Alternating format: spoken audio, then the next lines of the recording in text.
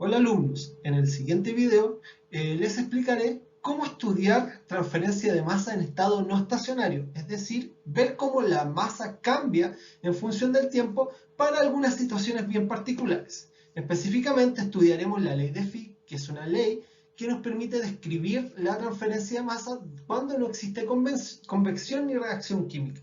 Y en dichas circunstancias se aplican normalmente a sólidos o líquidos o fluidos estancados, ¿ya? Es decir, una capa de fluido que no tiene convección. En esta diapositiva de aquí se muestra la ecuación de continuidad para la especie A.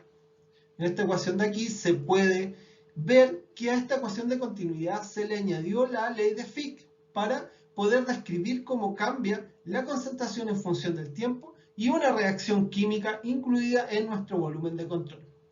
Si nosotros despreciamos los términos de convección, es decir, todos los miembros de velocidad, ¿cierto? Este miembro que estoy indicando va a ser igual a cero. ¿Por qué? Porque no hay velocidad dentro de nuestro sistema.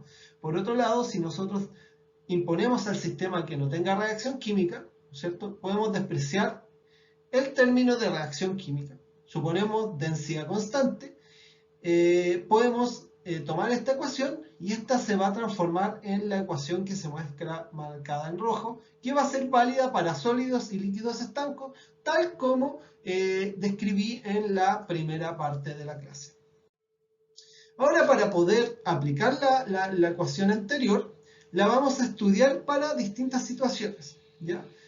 La primera situación que nosotros vamos a estudiar va a ser la determinación de concentraciones promedio en sólidos o en líquidos estancos finitos, ¿ya? Si nosotros estudiamos la difusión en estado no estacionario de un sólido que tiene una concentración constante en todo su volumen de control, ¿no es cierto?, marcado por un color constante del cubo, ¿no es cierto?, lo que vamos a observar es que si medimos la concentración en cualquier punto X de esta arista de acá, ¿no es cierto?, dentro del cubo o en sus paredes, vamos a observar que esa arista va a tener una concentración constante en el tiempo igual cero. Si a las superficies de este cubo las ponemos en contacto con una concentración menor del soluto, lo que vamos a observar es que el soluto va a empezar a abandonar el cubo, ¿no es cierto?, estando este más concentrado en su centro. Y si nosotros vemos el perfil de concentraciones en función de la distancia de la arista, vamos a ver que en la parte superior del cubo la concentración de la especie que yo estoy estudiando va a ser menor, y a medida que nos acercamos al centro, esta va a ir aumentando, y finalmente, como la otra arista también impusimos que la concentración es baja, ¿no es cierto?, también va a cambiar al valor de concentración de la superficie o la concentración superficial, ¿cierto? Aquí se formó un perfil de concentraciones.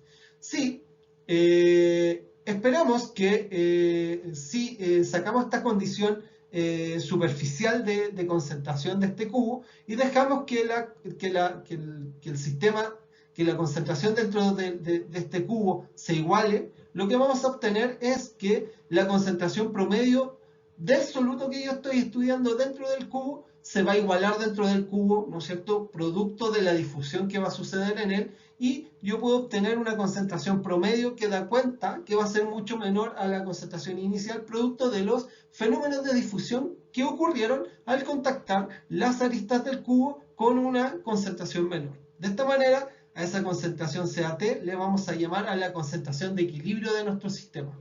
Y el modelo que describiremos, que se basa en la ley de Fick, es determinar esta concentración promedio para situaciones de difusión bien específicas.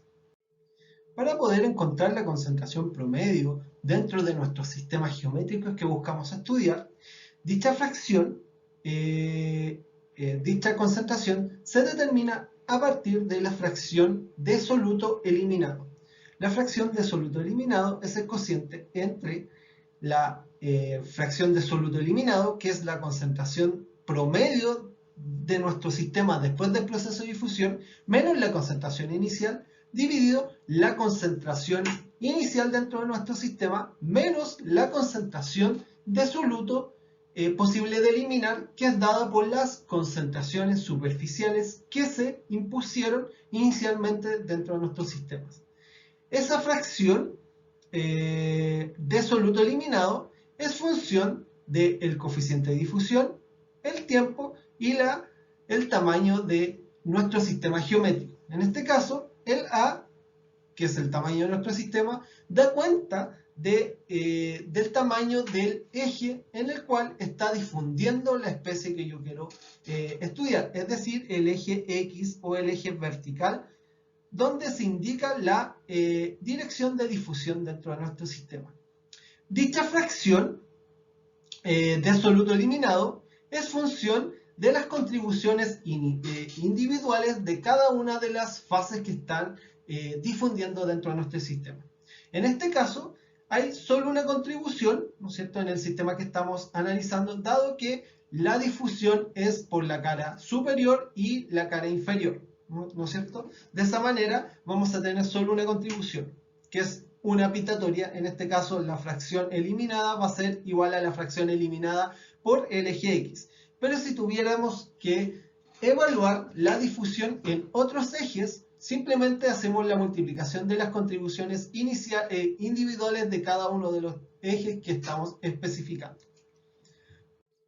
Para poder determinar la fracción eliminada en función de la cantidad de lugares por las cuales difunde el soluto que yo quiero estudiar, esto se hace a través de este gráfico de aquí, ¿no es cierto? Para estimar las contribuciones individuales de cada uno de los ejes, nosotros debemos saber el valor del coeficiente de difusión, el tiempo de difusión y las dimensiones de nuestro sistema. En este caso, las dimensiones dentro de nuestro sistema se determinan como 2 veces la dimensión de la arista de nuestro cubo, ¿cierto? Es decir, si tenemos un cubo de arista de 10 centímetros, el valor de A que nosotros tenemos que tomar es de 5. Siempre es la mitad de la dimensión de nuestro sistema.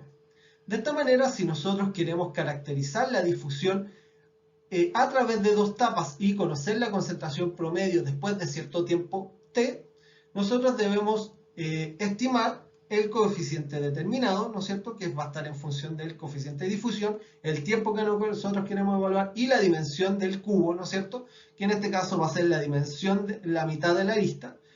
A ese valor nosotros le asignamos un valor de fracción eliminada, que en el caso particular del ejemplo que yo le estoy dando de 0,2, va a dar aproximadamente un valor de fracción eliminada de 0,5, ¿no es cierto? Ese va a corresponder a nuestro IA.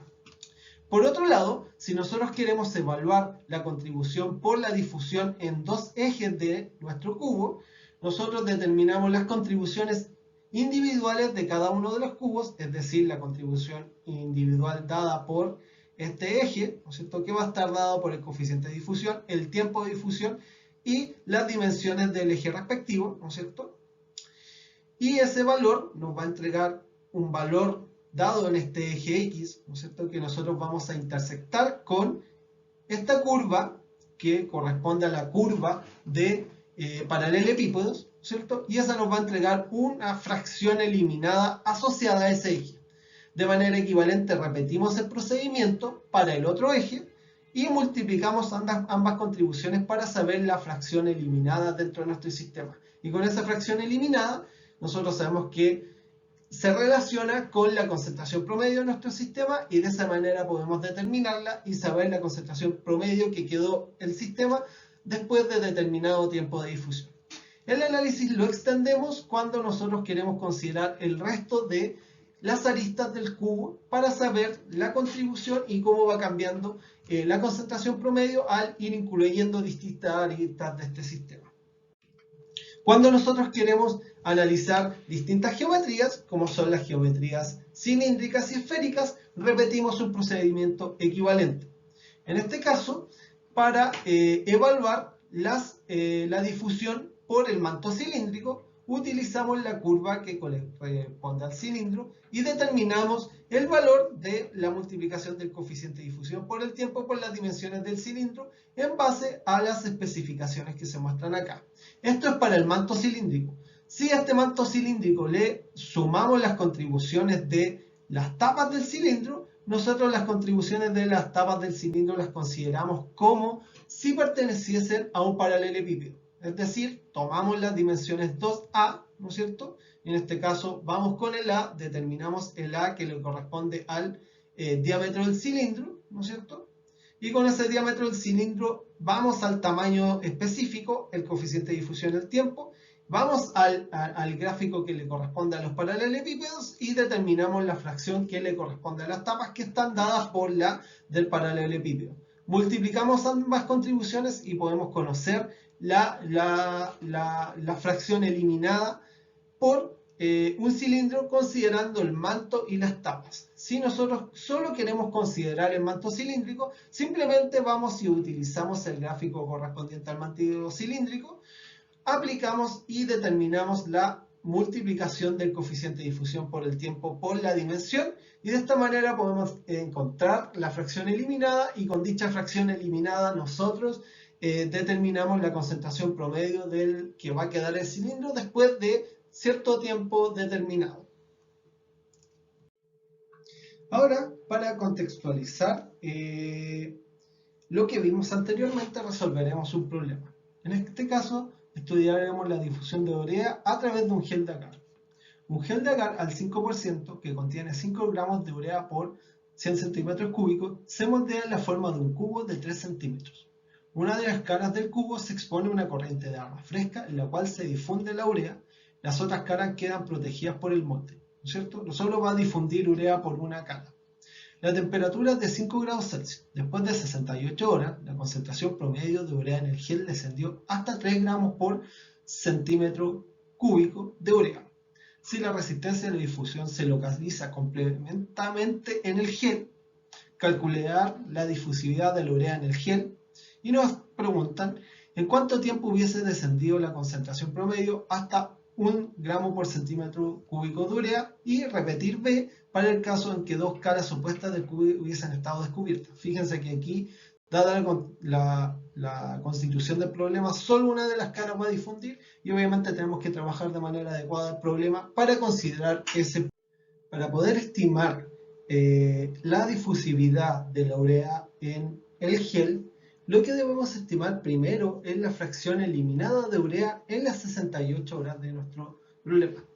Recordemos que en el enunciado del problema se decía que 68 horas se demoró en disminuir la concentración de urea a 3 gramos por centímetro cúbico. La concentración inicial del gel de urea era 5 gramos por centímetro cúbico y el gel se contactaba con agua fresca sin urea. Eso quiere decir que nosotros en la superficie de la urea estamos imponiendo una concentración superficial de 0. Por lo tanto, CAS va a ser igual a 0.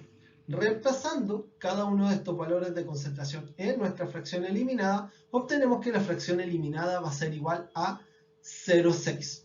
¿Cierto? Dado que se está difundiendo solo en una de las aristas de nuestro sistema, ¿no es cierto? Vamos a tener que tomar consideraciones en la diapositiva posterior para poder determinar el coeficiente de difusión.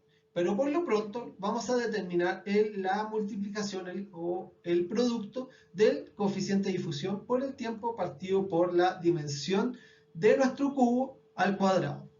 En este caso tomamos el valor del 0,6, que es la fracción eliminada, lo intersectamos con la curva que corresponde a los paralelepípedos y buscamos el valor del producto anterior y determinamos que este tiene un valor de 0,128, que es el producto del coeficiente de difusión, el tiempo, que son 68 horas, y la dimensión de nuestro cubo de difusión al cuadrado. Para poder determinar el valor de difusividad, en función del cálculo que hicimos en la diapositiva anterior, tenemos que tener algunas consideraciones geométricas acerca de nuestro problema. En este caso, si tomamos el cubo que representa el fenómeno de difusión que está ocurriendo en nuestro sistema, observamos que la difusión solo va a ser en una de las caras. ¿no es verdad? Con una arista de 3 centímetros. Si nosotros vemos el perfil de concentraciones que se genera en este cubo, observamos que la concentración va aumentando hasta llegar a la base del cubo, ¿no es cierto?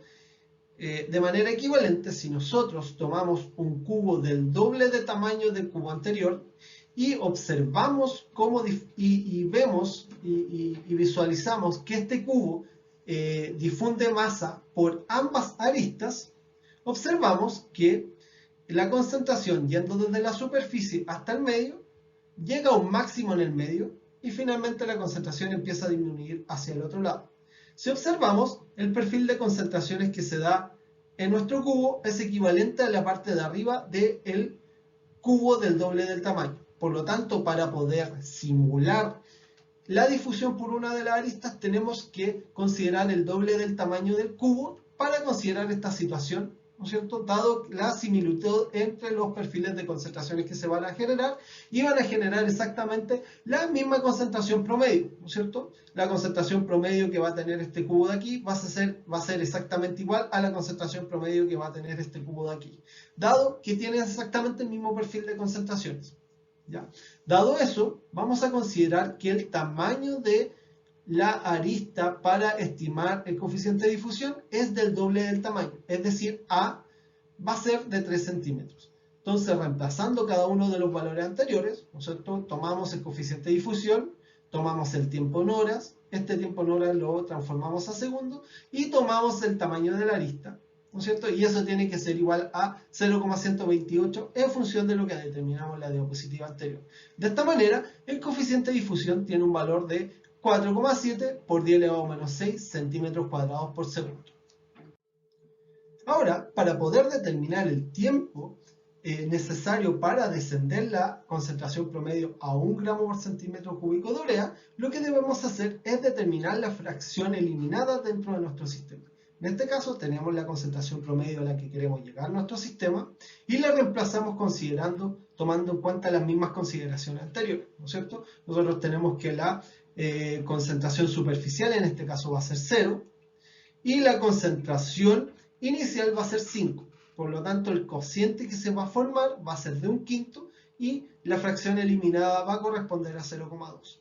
Entonces tomamos esa fracción eliminada de 0,2 y buscamos el valor del cociente respectivo, del producto respectivo del coeficiente de difusión por el tiempo partido por el tamaño del sistema al cuadrado. Tomando eso en cuenta, obtenemos que el valor respectivo es de 0,528 y dado que conocemos el coeficiente de difusión del problema anterior y conocemos el tamaño del sistema, anteriormente habíamos dicho que era 3 centímetros, para simular que una de las tapas estaba tapada, ¿no es cierto? Obtenemos que el tiempo necesario es de 302 horas.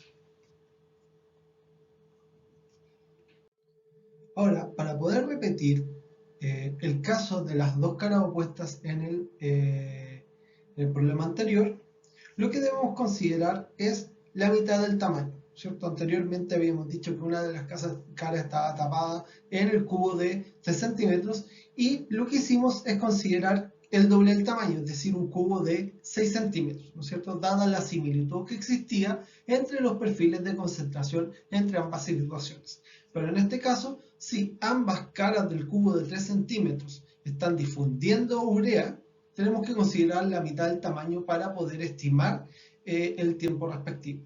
En este caso, calculamos la fracción eliminada, ¿cierto?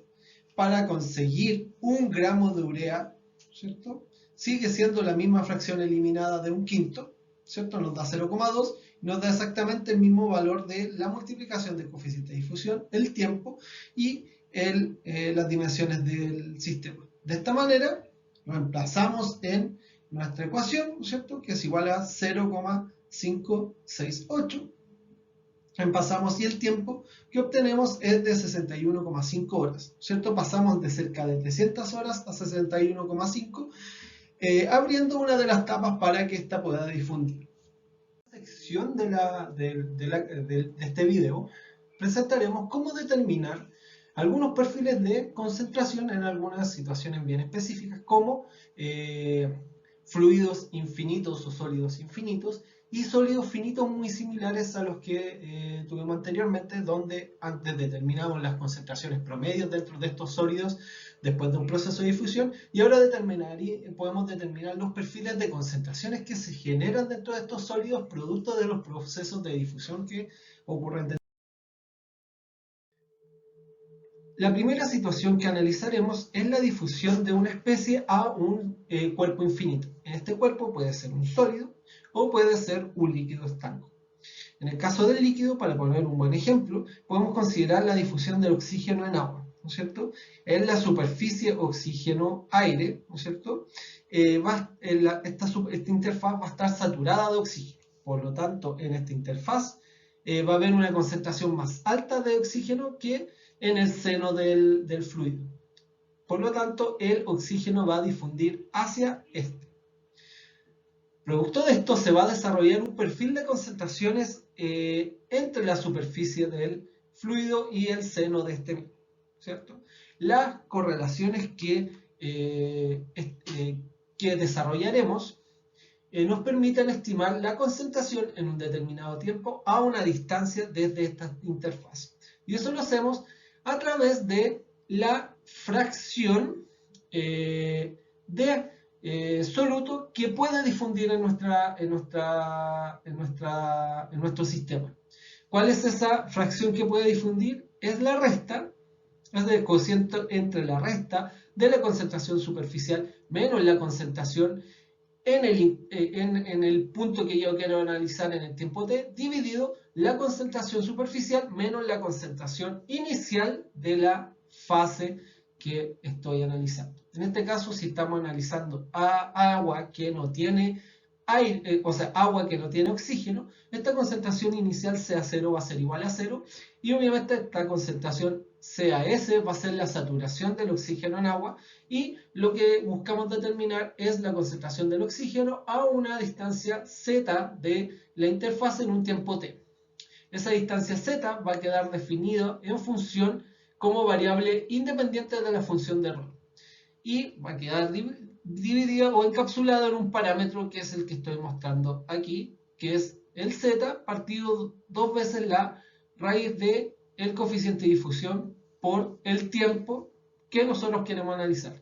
Esta función de error se hace al integrar la ecuación de la segunda ley de Fick, ¿no es cierto? Y una solución de esa ecuación es la función de error. ¿Ya? Por lo tanto, la situación que vamos a analizar, viéndola gráficamente, ¿no es cierto? Nosotros tenemos una interfaz o un cuerpo infinito cuya concentración inicial es CA0 y este cuerpo infinito en su interfaz nosotros lo contactamos o le imponemos una concentración CaS.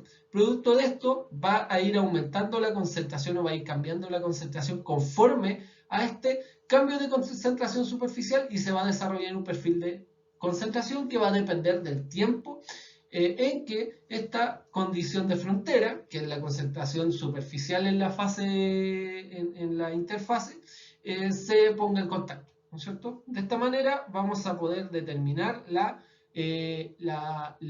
forma de este perfil de concentración evaluando en distintos puntos a lo largo de la fase que estamos analizando. Los valores de la función de error en función de la variable independiente se muestran aquí. Entonces yo, dado un valor de z y un valor de coeficiente de difusión y tiempo, puedo determinar el valor de phi, ¿no es cierto? Y dado ese valor de phi, yo puedo conocer el valor de la función de error, lo cual nos permite determinar la fracción posible de difundir dentro de nuestro sistema y finalmente determinar la concentración en un tiempo determinado a una distancia de esta interfaz. Por ejemplo del anterior, estudiaremos el siguiente problema. Una pieza de acero dulce precalentado, que tiene una concentración inicial de carbón de 0,2% en peso, se expone a una atmósfera carburante durante una hora. Bajo las condiciones de proceso, la concentración de carbón en la superficie es 0,7% de carbón.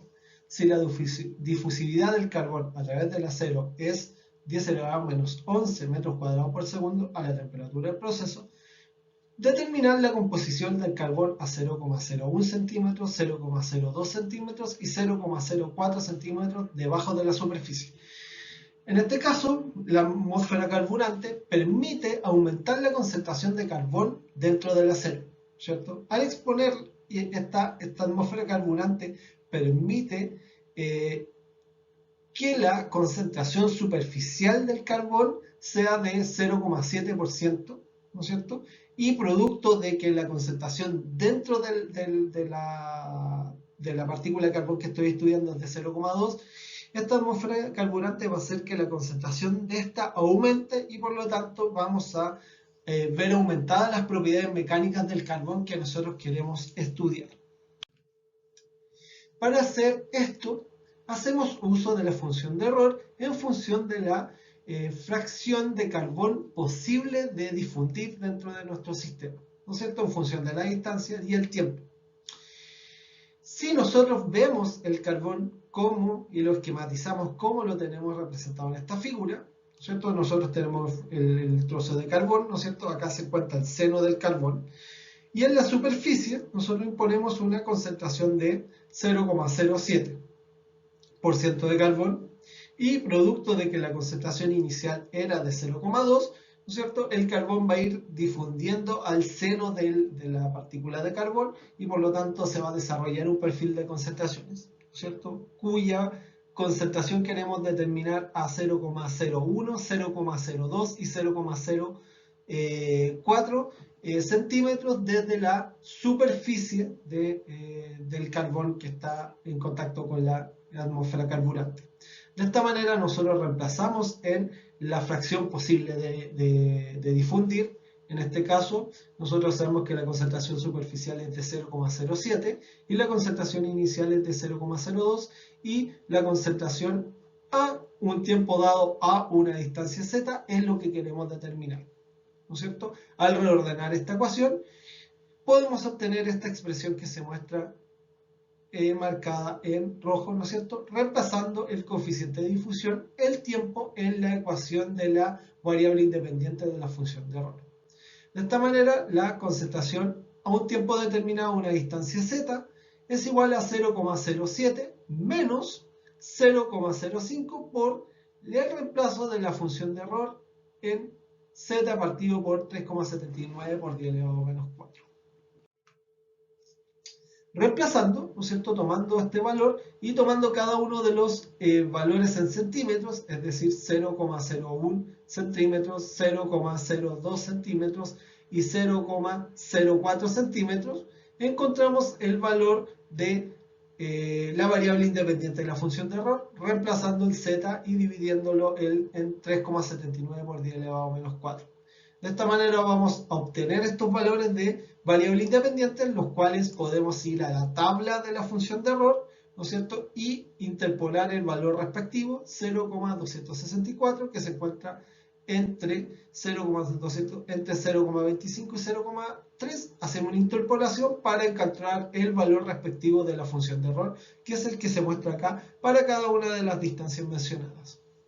De esta manera, dado ese valor de la función de error, la reemplazamos en esta función y podemos encontrar el valor de la concentración a la distancia mencionada después de una hora de difusión, que es la concentración que se muestra acá. Vemos que mientras más cerca de la superficie estamos, vamos a tener una concentración mayor y a medida que nos vamos acercando al seno del acero, esta concentración se va acercando a la concentración de 0,02, que es la concentración inicial del carbón. Ahora, lo que se va a estudiar es la difusión dentro de sólidos regulares, que son las mismas geometrías que estudiamos anteriormente, es decir, paralelepípedos, cilindros y esferas. En este caso, recordemos que la condición inicial de nuestro problema es que la concentración dentro de nuestros cuerpos es constante en el tiempo cero, ¿cierto?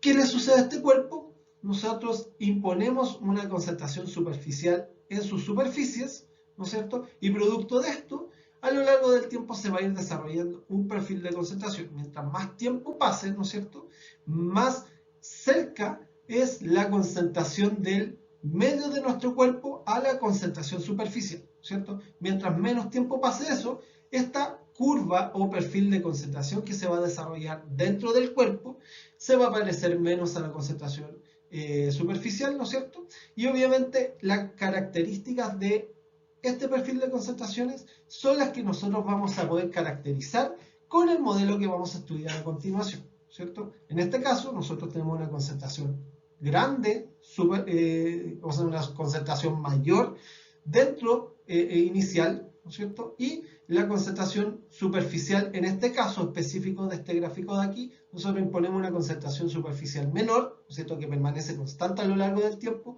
y eso hace que la concentración en la superficie baje y vaya disminuyendo la concentración promedio del sistema y se desarrolle un perfil de concentración cuyos parámetros son menores a la concentración inicial debido a los fenómenos de difusión que se desarrollan. Para poder caracterizar la difusión se necesita echarle mano a 5 variables. La primera de las cuales ya hemos trabajado, que es la fracción de sustancia posible de difundir, ¿no es cierto?, dado por el cociente entre la resta de la concentración superficial menos la concentración que yo busco caracterizar en un punto dado, y la concentración superficial y la concentración inicial del cuerpo en el punto que yo quiero estudiar. Forma adicional se especifica XD, que nos da cuenta de la variable de coeficiente de difusión, el tiempo y el tamaño del sistema, ¿no es cierto? Recuerden que el tamaño normalmente lo especificábamos al comienzo de la clase como 2 veces x1, por lo tanto tenemos que tener en cuenta las correlaciones que debemos utilizar para poder reemplazar la distancia que da cuenta de esta variable independiente de nuestro sistema.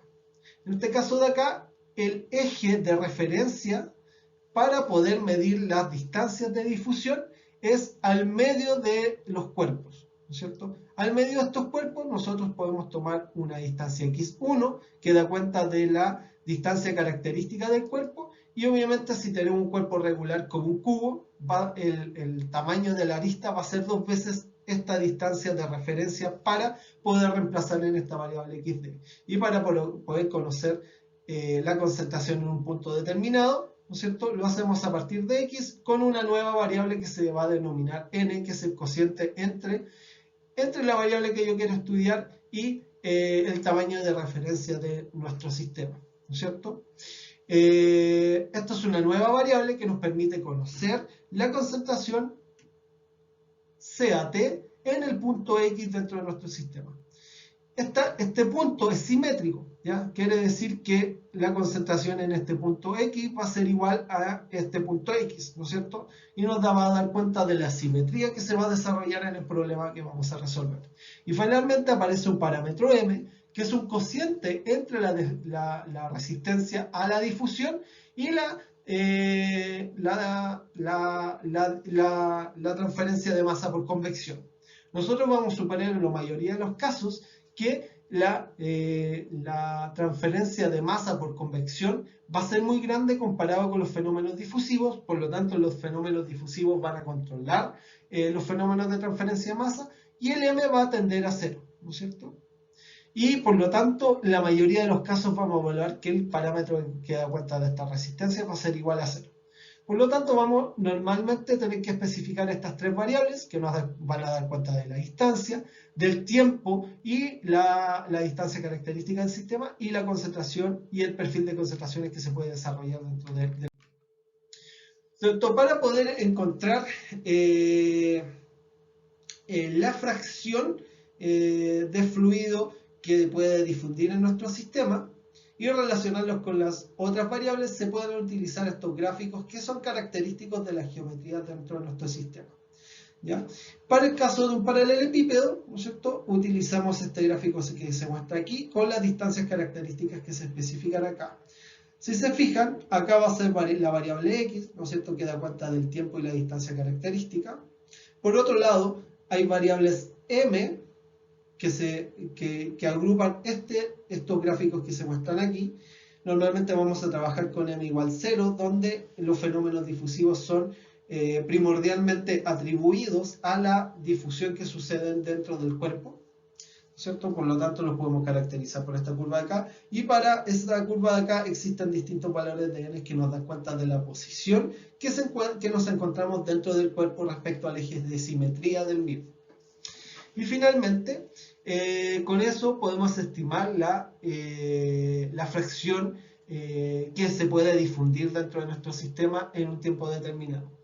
Y al igual que antes, para poder ir fabricando cuerpos donde se difunde por distintas aristas, podemos ocupar las mismas consideraciones que utilizamos con las concentraciones promedios y multiplicar las fracciones posibles de eliminar para poder encontrar la fracción eliminada total dentro de nuestros sólidos regulares, cuyos detalles los vamos a ir repasando en las cátedras que vamos a tener en las clases sucesivas.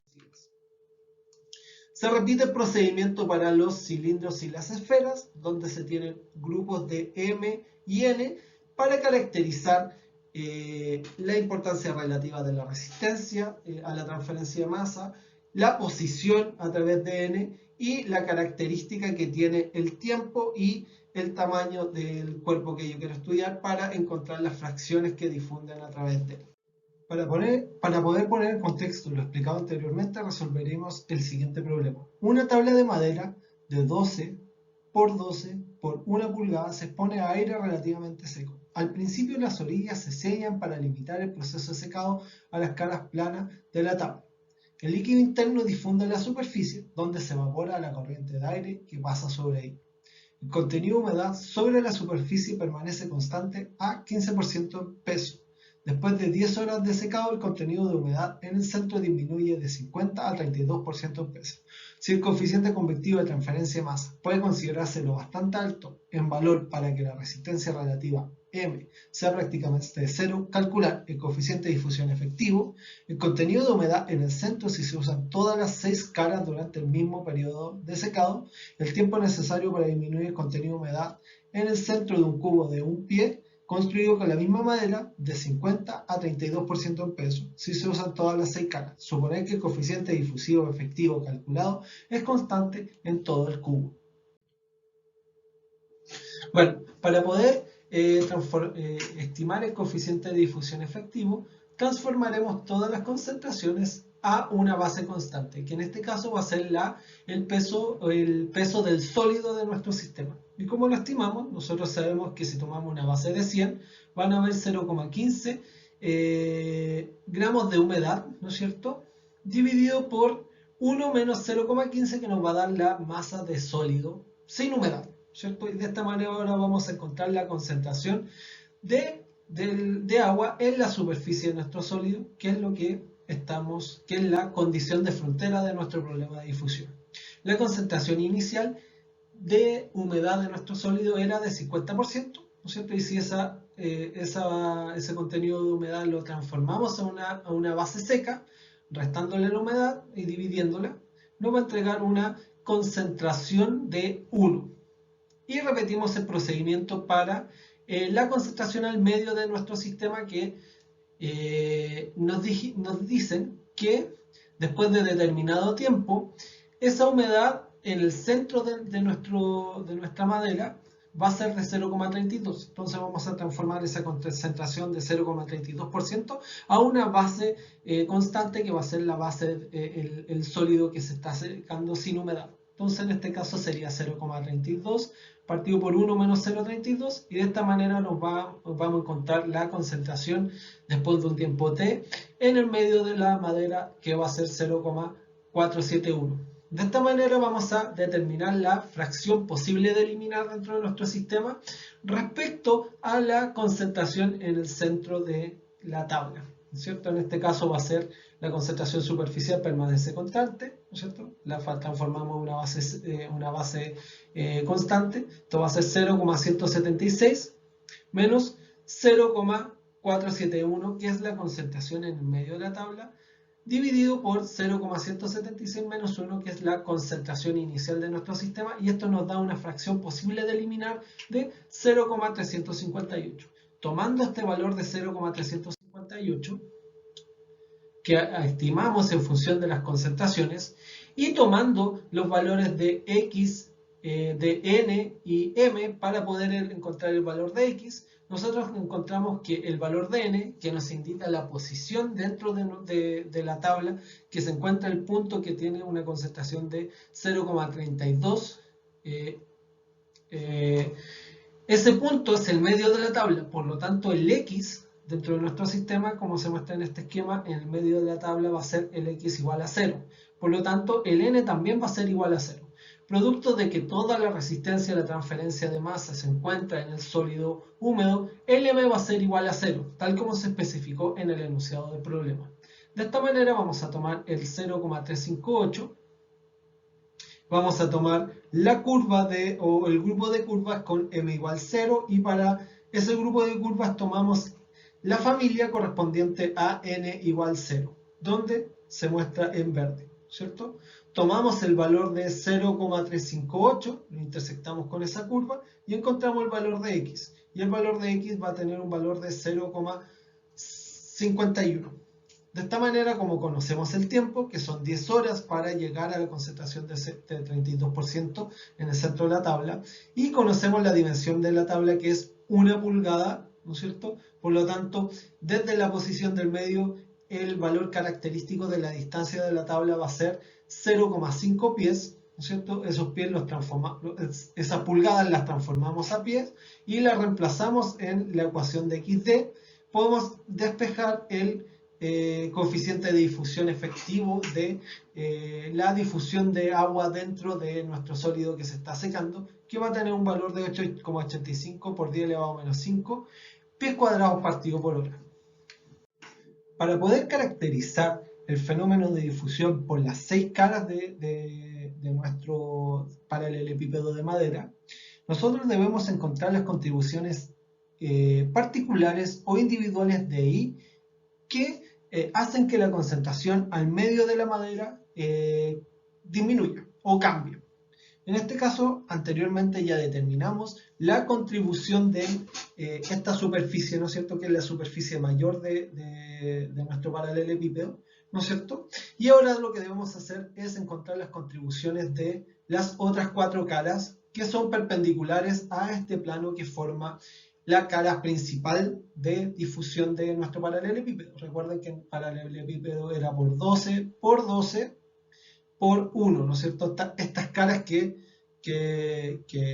son perpendiculares a esta cara principal son más pequeñas y tienen una superficie mucho menor, por lo tanto nosotros esperamos que la contribución que tenga la difusión de esas caras sea mucho menor y en la concentración al medio producto de la difusión de estas su efecto sea despreciable. Para poder estimarlas, dado que conocemos los valores de m y n anteriormente, que eran 0, ahora debemos encontrar el valor de x asociado a ambas caras. Ya como ambas caras comparten exactamente la misma distancia característica, que es de 0,5 pies, ¿no es cierto? Si nosotros ponemos en esta cara, ¿no es cierto?, en esta dirección de difusión al medio, ¿no es cierto?, el eje de referencia, y calculamos la distancia característica, vemos que esta corresponde a 6 pulgadas o 0,5 pies. Por lo tanto, el valor de XD para ambas caras de difusión va a tener exactamente el mismo valor. De esta manera, tomamos el coeficiente de difusión que estimamos anteriormente, el tiempo y la distancia característica, que nos va a dar un valor de 0,003. Vamos a nuestro gráfico, tomamos el valor de 0,03, proyectamos la curva de m y n igual a 0 y encontramos que el valor de I asociado es muy cercano a 1. De esta manera, reemplazamos, ¿no es cierto?, el I del paralelepípedo o la variación total de la cantidad posible de eliminar del paralelepípedo en la multiplicación de las contribuciones por cada uno de sus caras, ¿cierto? Y como el I asociado a las 2 caras que incluimos en este análisis son 1, y estimamos anteriormente que tenía un valor de 0,358, encontramos que el I del paralelepípedo es muy similar al I que habíamos estimado con las 2 caras principales de difusión del sistema. Por lo tanto, la concentración al medio de la madera no va a cambiar significativamente por tener expuestas estas caras al proceso de difusión. De esta manera, la concentración al medio de la madera va a seguir siendo de 0,471, que es equivalente al 32%. Ahora debemos estimar el tiempo necesario para disminuir el contenido de humedad en el centro de un cubo de un pie construido de la misma manera, de 50 a 32% en pesos, si se usan todas las 6 caras. Suponer que el coeficiente de difusión efectivo calculado es constante en todo el cubo. Nosotros sabemos que tenemos un paralelepípedo, ¿no es cierto? Que el cubo es un caso particular de un paralelepípedo donde todas sus aristas son iguales. Nosotros sabemos que las contribuciones de cada una de las aristas y 1, y 2, y 3 son iguales, por lo tanto, la contribución la tenemos que elevar simplemente al cubo. Por otro lado, nosotros sabemos que la fracción por eliminar es el cociente entre la concentración superficial menos la concentración en el centro del cubo, dividido la concentración en la superficie menos la concentración inicial. Nosotros sabemos que la concentración en la superficie permanecía en un 7% y esta la transformamos a una base que no cambia en el tiempo, que en este caso es el peso seco de la madera, ¿cierto? Entonces hacemos la resta entre la concentración en el centro menos la concentración en la superficie y la concentración en la superficie menos la concentración inicial. De esta manera nos da exactamente la misma fracción por eliminar que nos dio en el problema anterior, que era 0,358. Nosotros sabemos que esa fracción por eliminar de 0,358 tiene que ser igual al cuadrado al cubo de las contribuciones individuales, por lo tanto las contribuciones individuales I1, ¿no es cierto?, que son iguales para las 3 aristas dada su simetría geométrica, equivalen a 0,71. Como sabemos los valores de m y n, que son exactamente iguales, nosotros vamos con este valor de i para encontrar el valor de x y encontrar el tiempo para disminuir ese contenido de humedad en función del contenido de humedad en el centro. Tomamos el valor de i de 0,71, ¿cierto? Tomamos los valores de m y n, ¿no es cierto?, y los extrapolamos a una curva verde que se muestra acá. Entonces tomamos el valor de 0,71 y encontramos el valor de x, que en este caso tiene un valor de 0,23. Utilizamos el coeficiente de difusión y la dimensión característica, ¿no es cierto? La dimensión característica es un pie y la dimensión característica del cubo es la mitad de esa distancia, por lo tanto 0,5 pies, y de esta manera podemos encontrar el tiempo que equivale a 650 horas. Eso, alumnos, espero que el video les haya quedado claro. De todas maneras estaremos repasando cada uno de los conceptos que vimos en el video que le acabo de presentar.